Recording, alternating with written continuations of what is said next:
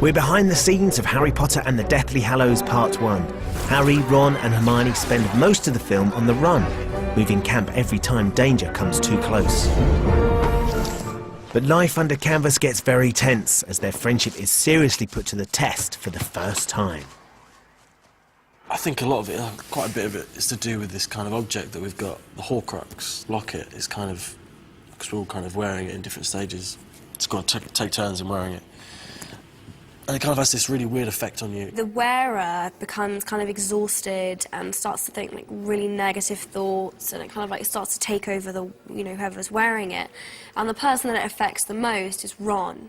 It makes you kind of paranoid, and it was really cool doing those kind of scenes. You think I don't know how this feels? You don't know how it feels! Your parents are dead! You have no family! He's really insecure about how close Hermione and Harry are because he's in love with Hermione and that's stressing him out, and he's hungry, he's not been away from, you know, he's used to being taken care of, and, you know, they're alone and they don't know what they're doing. And James killing.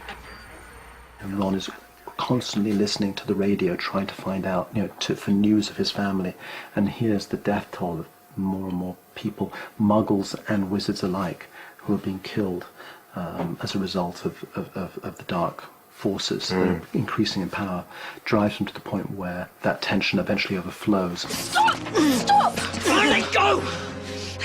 Go then! Now, this wasn't something that was in the book, but I think Joe will love it, which is Ron leaves and they're both devastated, but particularly Hermione. She's decided to stay with Harry, and she misses the, you know, she loves Ron too, and just like he loves her, though they found it very difficult to express that. Me and Hermione just sort of start dancing to this song, and it's a slow song together, and it's a slow dance basically, and even I can just about manage that. It is a very lovely and tender scene, and it's one of those moments between Harry and Hermione. In fact, it is the only moment between Harry and Hermione where you go, are they about to do something they might... No, OK, no, it's fine, they're not. If I may, I understand that you're dyspraxic. Yes, in some way.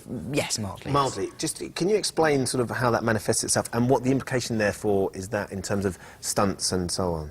I mean, if anything, the stunts and stuff has actually helped a lot because it deals with coordination, and that's the main thing that I say about dyspraxia is that it's to do with coordination. I mean, it's, you know, some people have it very, very badly and find it hard to, you know, catch a ball and hand-eye coordination stuff. I've never had it quite that badly, although you should see me throw. But it's also a processing thing, so I take in information slightly slower than everybody else does. Through doing training and through doing bits of gymnastics when I was younger on Potter, that has absolutely stood me in very good stead and has made all the dyspraxia stuff kind of decrease a lot.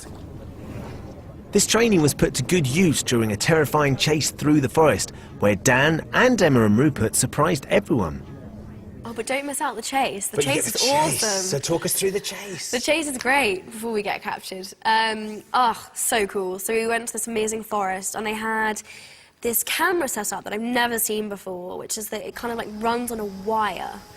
So it's like kind of like a remote control camera. It's kind of incredible. And it meant that it could go unbelievably fast. So usually when we do the running scenes, there's like a poor cameraman like desperately trying to like sweating, like, trying to keep up with us, and we're kind of like having to slow it down a little bit. But with this camera was so bloody fast. Dan and I and Rupert were killing ourselves. I mean, killing ourselves. I've never run so hard in my entire life. In this scene, as the film builds to its climax, Harry, Ron and Hermione are literally running for their lives from Voldemort's bounty hunters, the Snatchers. I go to take one, I go, OK, action. And they go, whew. And I think, whoa! And they're really trying to, and they run like maniacs, and we've got quad bikes and trying to keep up with them. And it's because they are trying to outcompete each other. Dan wants to run faster than Emma, Emma wants to run faster than Dan, and Rupert just wants to be anywhere to try and keep up with the pair of them. To us, they never really tell us that we're going to do stuff like this. We arrive on set and they're like, right, we're going to, you know, go. And you're just like, okay, and you just start running, really. Yeah. It's mad. There's a few obstacles as well we have to... Yeah, there's quite... Because they've had to, they've taken lots of the tree stumps out, so there's sort of loads of stumps around this level, like perfect tripping over height. Their run has been carefully planned, tree stumps included, by stunt coordinator Greg Powell. We went down and looked at it first, and we like from A to B.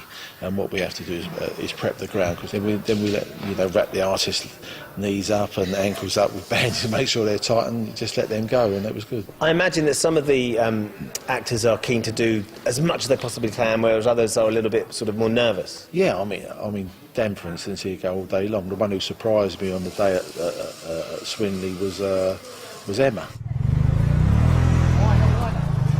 There was loads of pyrotechnics. I was like firing, shooting spells behind me, and like explosions were going off. I mean, it was so much fun. It was fun. That's the sort of thing you dream about doing. Like, you watch the film and you think, if only I'd actually done it. But you actually got to do it. I felt pretty great. And I was really pleased because Greg, who's head of stunts, was kind of really like, oh, she's just a little girl. She's not really gonna do it. And I really gave it my all. I like, really gave it my best. When we was rehearsing this, I was looking at it, I said, no, just go a little bit slower, because I'm not sure whether they keep up with that. You just beat the lot of them, they're just going to the third round. Good. Are you guys secretly competing? Who's going to get there fastest? That's really good, then. I'm surprised that you were shooting along there, really good. What's that? Thanks. He came up to me and he was like, oh, it's quite good. Thanks. It's a huge compliment from Greg. Yeah, coming from Greg, I was quite pleased. You know, he's like worked on some of the biggest action films of all time. The scene has rather a shocking end as Hermione appears to turn on Harry.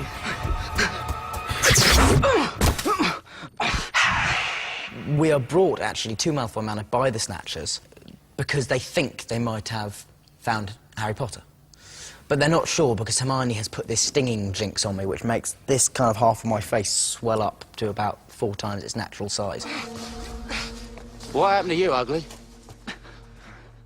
No, not you. But it's pretty much his eye, and everything else is a kind of weird...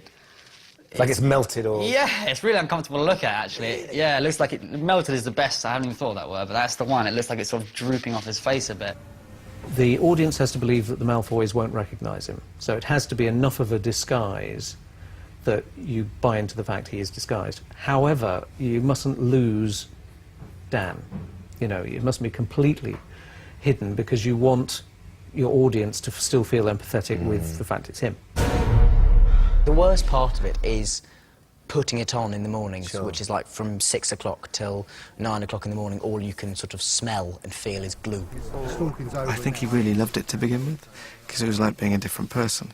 So when you first saw Dan in it, he kind of sauntered around, and Dan just loved not quite being Harry, being someone else. What's your name? Dudley.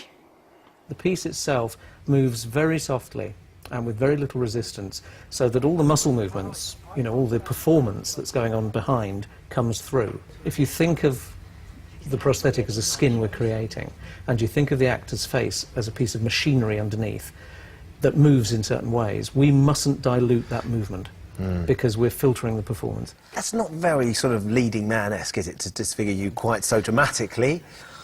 Work for John Hurt, man. Don't touch her! Your boyfriend will get much worse than that if he doesn't learn to behave himself. So that's where we're going to have to leave it. But, to be honest, with the body count rising like it is, we probably all need a bit of a breather. I guess this is the middle of the end. I can't tell you any more about the film, but I can tell you there is a cracking cliffhanger. So enjoy it, and I'll see you next summer for the final chapter. Well, there'll be no special treatment as 2 familiar faces take on the cube for a celebrity special at 7 tonight. Then, will we be in for another shock from the X Factor when the results are in and Ollie Murs is back at 8 o'clock?